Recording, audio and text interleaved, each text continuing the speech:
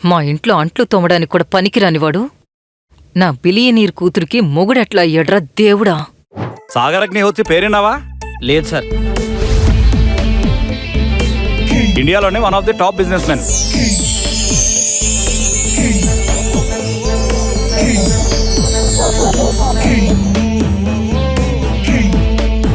పైగా ఓసిడి ఉన్నాడు. ఆయన క్లీన్ గా లేకపోతే ఒక్క నిమిషం కూడా ఉండడు. అదే జరిగితే మన హోటల్ మూసేసుకోవాల్సిందే. సార్, సాగర్ సార్ వచ్చారు. నువ్వు జరుగు.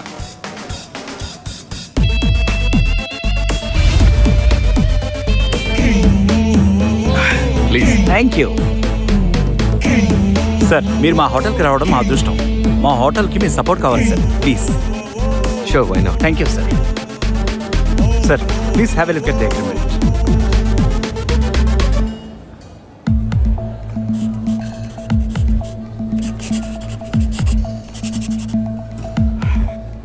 మేనేజర్కి నేను చెప్పాను చెప్పు. For sure sir. It's okay. ఒరేయ్, నిన్ను వదిలిపెట్టనురా. ఏయ్ లే, పోజులు కొడతావా? పోజులు. ఏయ్ లే. ఈ రోజులకు దొరికావా? లే. పని మానేసి ఏదో పెద్ద బిజినెస్ మ్యాన్ అయినట్టు పగటి కళ్ళలు కంటున్నావా? బికారి వెధవా, అల్లుడిగా ఎందుకు పనికిరావు. కనీసం పనివాడిగా అయినా కొన్ని రోజులు ఉండాలంటే ఇలాంటి పగటి కళ్ళలు మానేసి పని చెయ్యి పో. పెళ్లి చేసుకోవడమే అతను చేసిన పాపమా? అల్లుణ్ణి అత్త అలా చూడ్డం కరెక్టేనా? ఏవండి, కాఫీ అని ఆఫీస్ నుంచి వస్తూనే విసుగ్గా తన భర్త సాగర్ను కాఫీ అడుగుతుంది అఖిల. వంటగదిలో తన పని తాను చేసుకుంటున్న సాగర్కు ఆమె మాటలు వినిపించవు. ఏవండి, ఎక్కడున్నారు? కాఫీ కావాలి. దీంతో మరోసారి కాఫీ అని ఇంకాస్త గట్టిగా అడుగుతుంది. ఏవండి, నాకు కాఫీ కావాలి. కూతురు మాట విని రూంలో నుంచి బయటకొచ్చిన శైలజారెడ్డి అల్లుడిపై అంతెత్తున లేస్తుంది. అంత గట్టిగా అమ్మాయి పిలుస్తుంటే వినిపించట్లేదా? చెవుడా, వంటగదిలో మా కోసం ఏదో తెగ కష్టపడుతున్నట్టు బిల్డప్ ఇస్తున్నావు. త్వరగా కాఫీ కలుపుకొని తీసుకుని వెళ్ళు అని సాగర్ను కసురుతుంది. వస్తున్నాను అత్తయ్య, అదే పనిలో ఉన్నాను.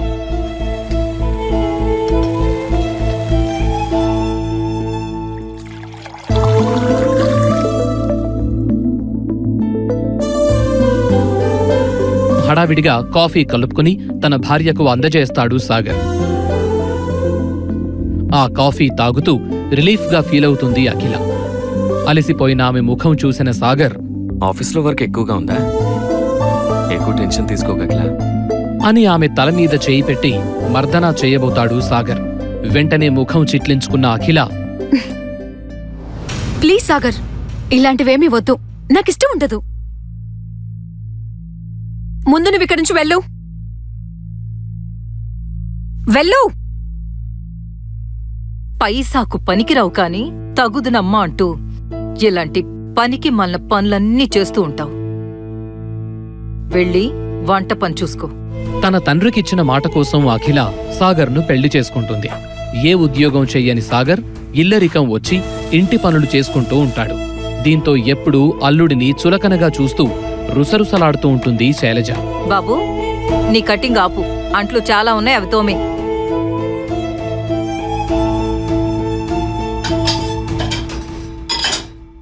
ఎప్పుడు అదే పని చేస్తూ ఉంటావా?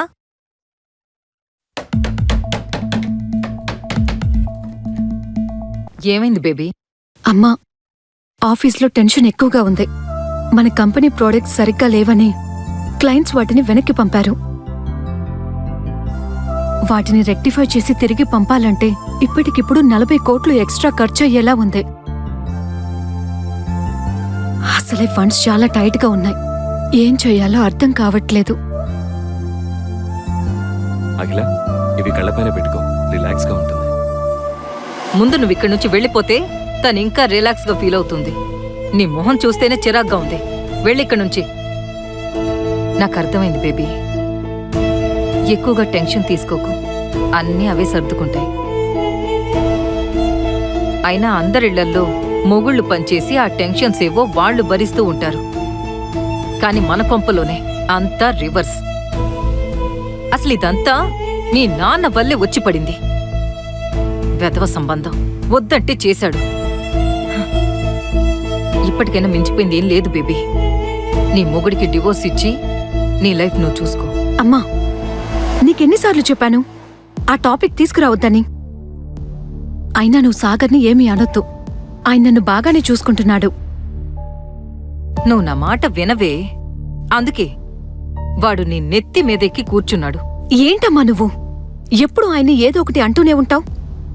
సర్లే, నా కాస్త తలనొప్పిగా ఉంది, వెళ్ళి పడుకుంటా అని అఖిల తన రూమ్కు వెళ్లి పడుకుంటుంది. శైలజ సాగర్ ఏం చేస్తున్నాడో చూద్దామని కిచెన్లోకి వెళుతుంది. అప్పుడే సాగర్ పాత్రలు కడుగుతూ ఉంటాడు. ఓ పాత్రపై మురికి సరిగ్గా పోదు. దీంతో కోపంతో ఊగిపోయిన శైలజ కనీసం అంట్లు తోమడం కూడా సరిగ్గా రాదు అంట్ల వెతవకి అని గట్టిగా అరుస్తూ అట్లకాడతో సాగర్ నెత్తిపై ఒక్కటిస్తుంది. అత్త కొట్టిన దెబ్బకు అల్లుడు షాక్ అవుతాడు. ఏంటా చూపు, కొడతావా? లోలోపల కోపం పొంగుకొచ్చినప్పటికీ ఆమెతో గొడవ పడ్డం ఇష్టం లేక మెదలకుండా తన గదిలోకి వెళ్ళిపోతాడు. మరుసటి రోజు ఉదయం అఖిల ఎప్పటిలాగే రెడీ అయి ఆఫీస్కు బయలుదేరుతుంది. కారును శైలజ తీసుకెళ్లడంతో క్యాబ్ బుక్ చేసుకోవాలనుకుంటుంది. అత్తయ్య గారు కారు తీసుకెళ్లారు, నీకు చెప్పమన్నారు. టైం అవుతుంది, ఇప్పుడేం చేయాలి? కాని అంతలో సాగర్ తన డొక్కు స్కూటర్ తీసుకొచ్చి డ్రాప్ చేస్తానంటాడు. లేట్ అవుతుంది కదా, వెళదామా? ఎప్పుడూ లేనిది ఇలా తన భర్త తనను డ్రాప్ చేస్తాను అనడంతో మొహమాటంగానే ఆమె అతని బైక్ ఎక్కుతుంది. ఇద్దరు అలా బైక్పై వెళుతూ ఉంటారు. అఖిల, నువ్వు టెన్షన్గా ఉన్నావని అర్థమవుతుంది. ఏమైనా ప్రాబ్లం ఉంటే నాతో చెప్పు, నేను సాల్వ్ చేస్తాను.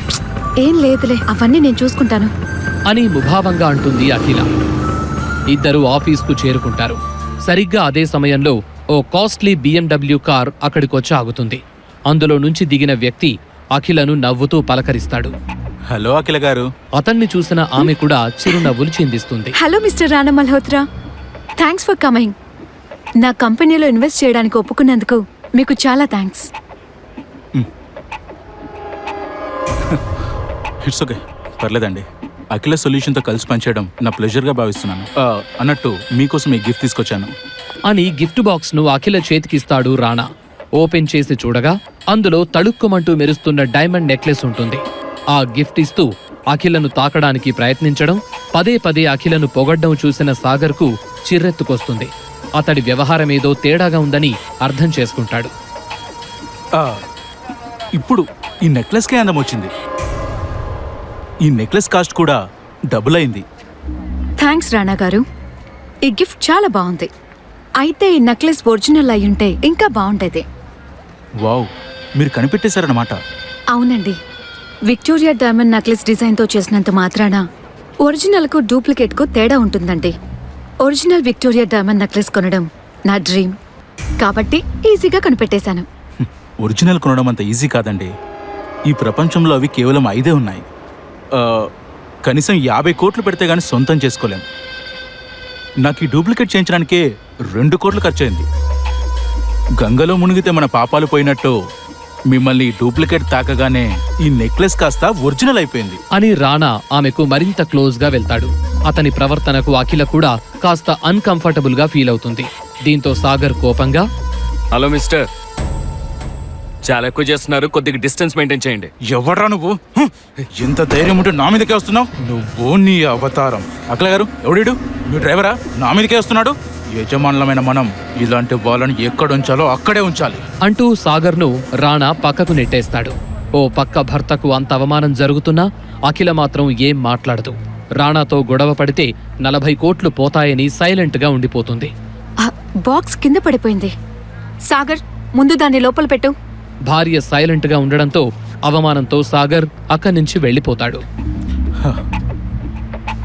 అఖిల గారు, మీ డీల్ ప్రపోజల్ నాకు బాగా నచ్చింది. మీ కంపెనీలో ఇన్వెస్ట్ చేయాలనుకుంటున్నాను. ఈ శుభ సందర్భంగా రాత్రి చిన్న పార్టీ అరేంజ్ చేశాను, మీరు తప్పకుండా రావాలి అని అఖిలను ఇన్వైట్ చేస్తాడు రాణా. అయితే అతని ఆలోచన వెనకున్న అంతరార్థం తెలుసుకున్న అఖిల సున్నితంగా తిరస్కరిస్తుంది. పార్టీకి పిలిచినందుకు చాలా థ్యాంక్స్ మిస్టర్ రానా, కానీ నేను మాత్రం రాలేను. ఈరోజు నైట్ మా ఫ్యామిలీ ఫంక్షన్ ఉంది, ఇంకెప్పుడైనా చూద్దాం. పర్లేదు అఖిల గారు, మన డీల్ కూడా మీరు పార్టీకి వచ్చాకే పెట్టుకుందాం. ఏమంటారు? అని పార్టీకొస్తేనే డీలుంటుందని పరోక్షంగా తన కోరికను బయటపెడతాడు రాణా. దీంతో ఏం చేయాలో అఖిలకు అర్థం కాదు. పార్టీకి వెళ్ళకపోతే తన కంపెనీ నష్టాల్లో పడుతుంది, వెళితే వీడి టార్చర్ భరించాలని తీవ్రంగా మదనపడుతూ ఉంటుంది. మరోపక్క అఖిల అత్యవసరాన్ని వాడుకుని తన కోరిక తీర్చుకోవాలని అనుకుంటాడు రాణా. ఆమెకు ఎలాంటి చాయిస్ లేదని గ్రహిస్తాడు. సరిగ్గా అదే సమయంలో అఖిల ఫోన్కు మెసేజ్లొస్తాయి. అఖిల ఫోన్ తీసి చూసుకొని ఆమె అకౌంట్లోకి 40 కోట్లు క్రెడిట్ అయినట్టు తెలుస్తుంది. దీంతో ఆమె ముఖం ఆశ్చర్యంతో పాటు ఆనందంతో వెలిగిపోతుంది. హలో అఖిల మేడం, మీ ఒపీనియన్ ఏంటో త్వరగా చెప్పండి. అవతల నాకు చాలా పనులున్నాయి. వచ్చినందుకు చాలా థ్యాంక్స్ మిస్టర్ రానా. మీతో డీల్ నేను కుదుర్చుకోవాలనుకోవట్లేదు. మీ ఇన్వెస్ట్మెంట్ మాకు అవసరం లేదు. ఇక మీరు వెళ్ళొచ్చు అని అఖిల అనడంతో అతను ఒక్కసారిగా షాక్ అవుతాడు. ఇందాకటి వరకు ఆమెకు డబ్బులెంతో అవసరం, కాని ఇప్పుడేంటి ఇలా మాట్లాడుతోంది అని ఆశ్చర్యపోతాడు. అంటే నేనొద్దుగా నా గిఫ్ట్ కావాలా? సాగర్, సాగర్ ఎక్కడా? ఆఫీస్ బాయ్ పరుగు పరుగున గిఫ్ట్ బాక్స్తో రావడంతో అతనికిచ్చే. అఖిల ఆ బాక్స్ తీసుకుని రాణా చేతిలో పెట్టింది. You can leave now. Akhila ప్రవర్తనతో ఖంగుతిన్న అతను అక్కడి నుంచి వెళ్ళిపోతాడు. రాణా అవమానంతో వెళ్ళిపోవడంతో సాగర్ దూరం నుండి చూస్తూ హ్యాపీగా ఫీల్ అవుతాడు. అఖిల నవ్వుకుంటూ తన మొబైల్లో అమౌంట్ని చెక్ చేసుకుంటూ ఉండిపోయింది. అఖిల నన్ను కాదని కంపెనీ నడపలేదని తనకు తెలియాలి. మీరేం చేస్తారో నాకు తెలీదు. ఆమె కంపెనీస్ పైన ఈరోజు ఐటీ రేట్స్ జరగాలి, దాని అకౌంట్స్ అన్ని ఫ్రీజ్ అయిపోవాలి, మార్కెట్లో వాళ్ళ వాల్యూ మొత్తం పడిపోవాలి. అప్పుడు అఖిల ఏడుస్తున్న కాళ్ళ దగ్గరికి రావాలి. మీ మందు తాగి చెప్తున్నా సార్, రేపటి వరకు అఖిల మీ కాళ్ళ దగ్గరకు వచ్చి పడేలా నేను చేస్తాను. మీరు ఇంటికెళ్ళి ప్రశాంతంగా నిద్రపోండి.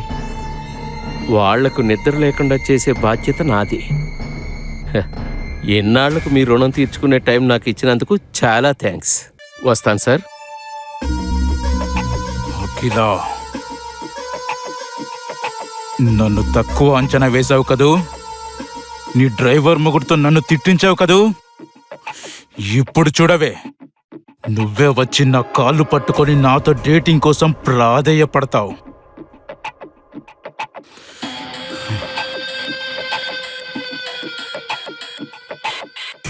అఖిల తన ఫోన్లో తన అకౌంట్లో 40 కోట్లు ఉండడం చూసి ఒక పక్క సంతోషంగా ఉన్నప్పటికీ అసలు ఎవరు పంపించారా అని ఆలోచిస్తూ ఇంటికొస్తుంది.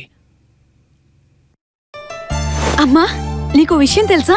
ఈరోజు నేను చాలా సంతోషంగా ఉన్నాను. ఎందుకమ్మా అంత సంతోషం? ఏమైంది? నీకు తెలుసు కదమ్మా, మన కంపెనీ నష్టాల్లో ఉందని. ఇప్పుడు ఆ ప్రాబ్లం సాల్వ్ అయినట్టే. నిజంగానా? ఎంత మంచి న్యూస్ చెప్పావు.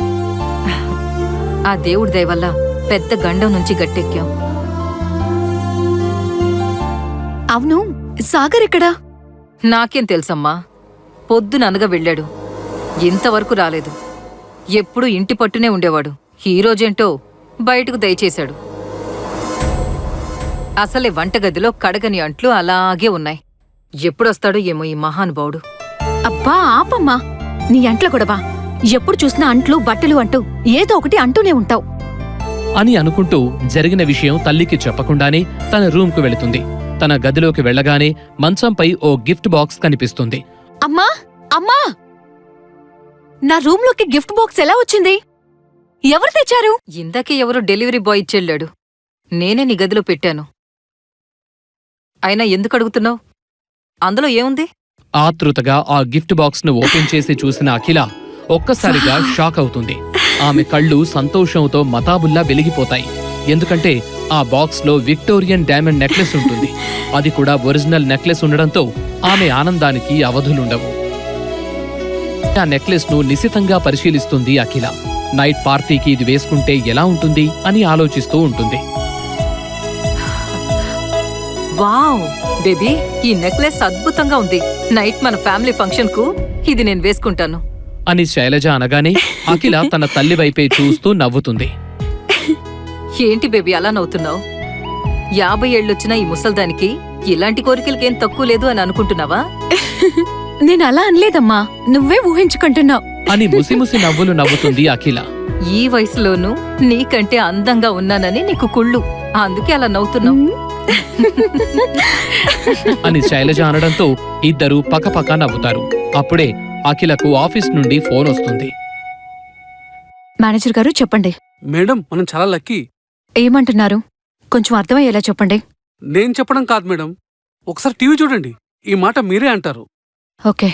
అఖిల ఫోన్ కట్ చేసి పరుగున వెళ్లి టీవీ ఆన్ చేసింది. సరిగ్గా అదే సమయంలో టీవీలో బిగ్ బ్రేకింగ్ న్యూస్ వస్తుంది.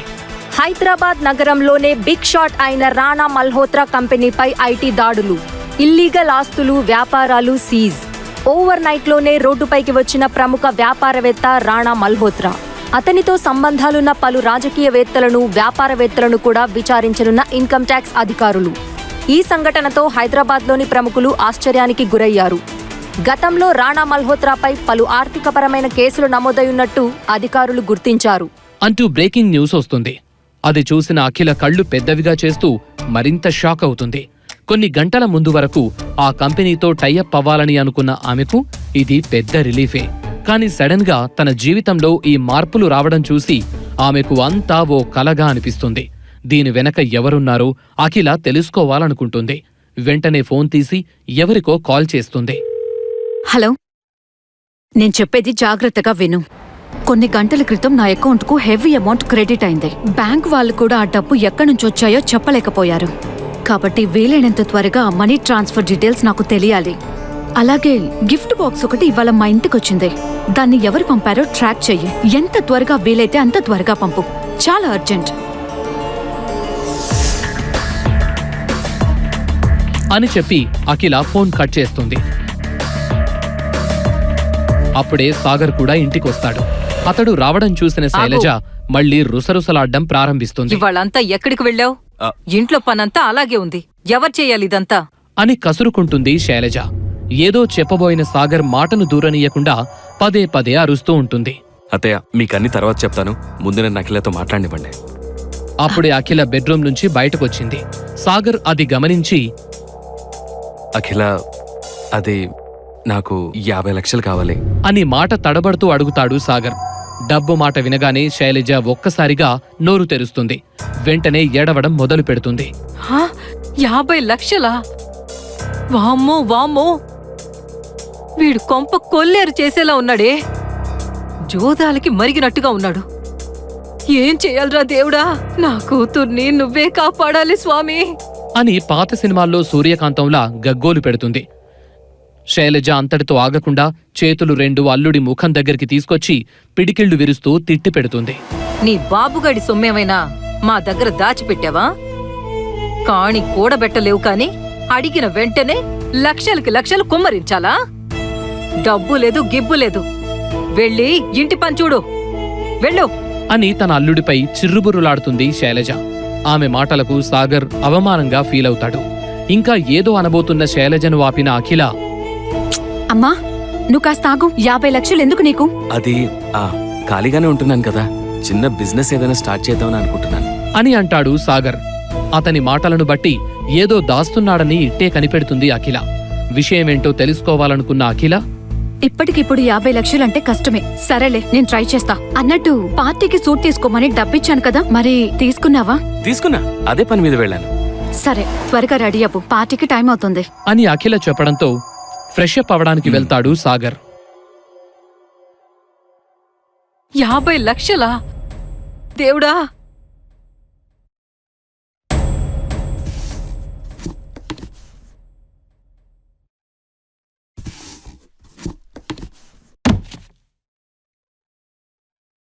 ఒరేయ్ ఆగో, ఈ పార్సల్ డెలివరీ చేసింది నువ్వే కదా? ఏమో సార్. ఫ్రమ్ అడ్రస్ మిస్ అయింది, ఎవరు పంపించారు చెప్పు. సార్, పార్సిల్ డెలివరీ చేసింది నేనే, కానీ నా దగ్గర డీటెయిల్స్ ఏం లేవు సార్. గుర్తు చేసుకొని చెప్పు, లేదంటే లోపలికెళ్ళి మీ బాస్కి చెప్తా. చెప్పా. చెప్తాను సార్. రేంజ్ రోవర్లో బ్లాక్ సూట్లో ఒక పర్సన్ వచ్చి ఇచ్చాడు సార్. పేరు అడిగితే చేతిలో 10,000 పెట్టాడు సార్. ఓహో, ప్లీజ్ సార్, ఈ విషయం మా సార్కి చెప్పకండి సార్, నా ఉద్యోగం పోతుంది. చెప్పొద్దంటావా? వద్దు సార్. వెళ్ళా. రేంజ్ రోవర్ బ్లాక్ సూట్, ఎవడు వాడు? సార్ మీ ఆర్డర్ రెడీ అయింది, డెలివరీ పంపించమంటారా? ఓకే సార్, అలాగే.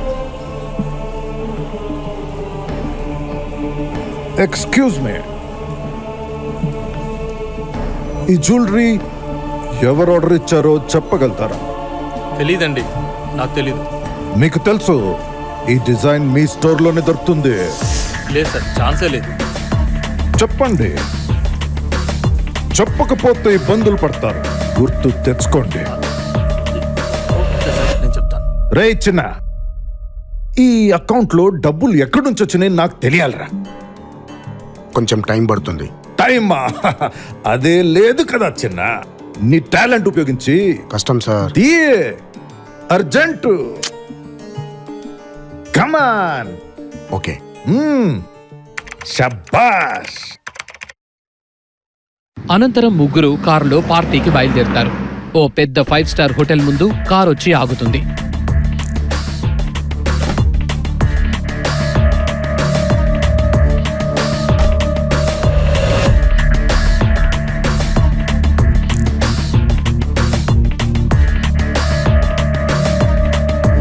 ఫ్యామిలీ ఫంక్షన్ కావడంతో అఖిల రిచ్ ఫ్యామిలీ మెంబర్స్ అందరూ వచ్చి ఉంటారు. ఏమీ లేని సాగర్ను అఖిల పెళ్లి చేసుకుందని వాళ్ళందరికీ ఆమె అంటే చిన్న చూపు. అయితే అఖిల మెడలో ఉన్న నెక్లెస్ చూసి వాళ్ళు ఆశ్చర్యపోతారు. 50 కోట్ల విలువ చేసే ఆ నెక్లెస్ ను ఇంతవరకు వాళ్ళు చూసిందే లేదు. అలాంటిది అఖిల ధరించడం చూసి ఫేక్ నెక్లెస్ వేసుకుందని ఎగతాళిగా మాట్లాడతారు. అయితే దాని అసలు వాల్యూ ఏంటో ఆమె ఒక్కదానికే తెలుసు. అందుకే ఏమీ పట్టనట్టుగా పెద్దగా మాట్లాడదు. అఖిల మెడలో విక్టోరియా డైమండ్ నెక్లెస్ చూసావా? అవును, అసలు దాని గురించి వింటమే కానీ ఇప్పటి వరకు చూసిందే లేదు.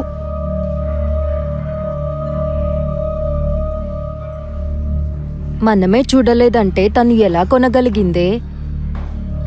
మొగుడికైతే కొనిచ్చే స్తోమత లేదు, కన్ఫామ్ గా ఇంకెవడో కొనిచ్చుంటాడు. చూసావా అందరూ ఎలా మాట్లాడుకుంటున్నారో? ఇదంతా మీ నాన్న వల్లే. ఈ సాగర్ వల్ల మన పరువు పోతుంది.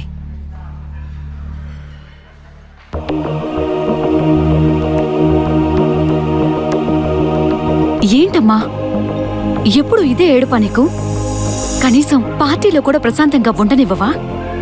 ఈ బికారి గడి వల్ల ప్రశాంతత కూడానా?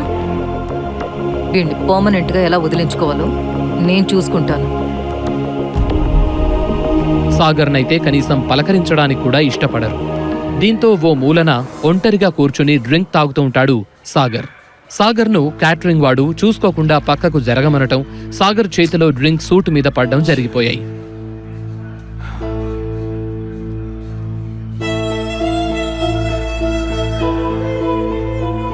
అప్పుడే అక్కడికొచ్చిన అఖిల, ఇక్కడేం చేస్తున్నావు?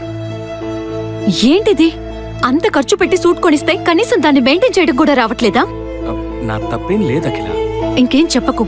పార్టీ అయ్యే వరకు కొంచెం డీసెంట్ గా బిహేవ్ చేయి. సరిగ్గా అప్పుడే ఆ హోటల్ ఓనర్ కేదార్ సాగర్ను చూస్తాడు. అతన్ని చూసిన కేదార్ ఒక్కసారిగా ఆశ్చర్యపోతాడు.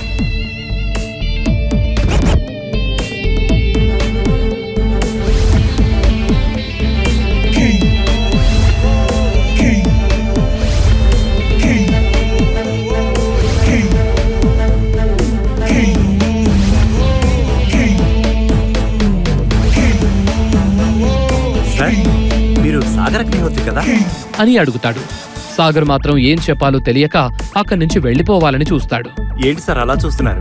నేను కేదార్, మర్చిపోయారా? 7 ఏళ్ల క్రితం మీరు చేసిన సాయం ఎప్పటికీ మర్చిపోలేను. ఒక రకంగా నేను ఈ స్థాయిలో ఉన్నానంటే అది మీ వల్లే. హో, మీరా? బాగున్నారా? All good sir. నాకు చిన్న పనుంది, నేను వెళ్ళాలి అని సాగర్ పొడిగా పలకరిస్తూ అక్కడి నుంచి జారుకుంటాడు. సాగర్ ఏదో దాస్తున్నాడని అఖిల అనుకుంటుంది. హలో చెప్పు. Madam,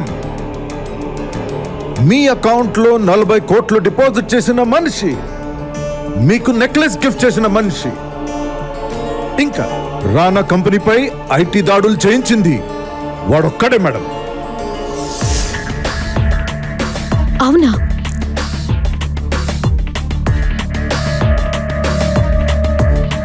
I've got proof. ఆశ్చర్యంగా కళ్ళు పెద్దవి చేసి తన భర్త సాగర్ వైపే చూస్తూ ఉండిపోతుంది అఖిల.